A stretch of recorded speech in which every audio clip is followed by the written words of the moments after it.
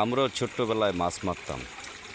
যখন বৃষ্টি বাদল হতো তখন আমরা আমরা বাড়িতে বসে থাকিনি, এভাবেই এই ছেলেটির মতো মাছ মারতে চলে আসতাম।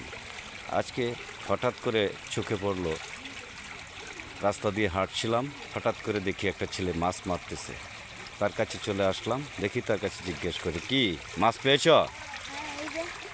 কি মাছ পাইছ?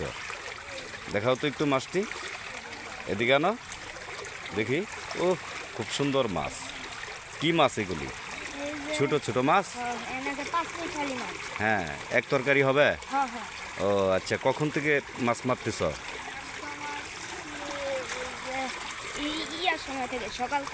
সকাল থেকে মাছ মারতেছ না? তো মোটামুটি আর কতক্ষণ মারবা?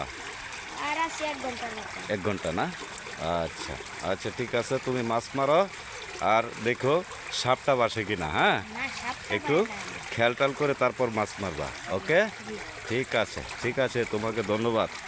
পরিবারকে আজকে তুমি মাছ দিয়ে খাওয়াবা। হ্যাঁ, তো মাছ আর কিনতে হবে না আজকে, ঠিক না? ওকে, ঠিক আছে।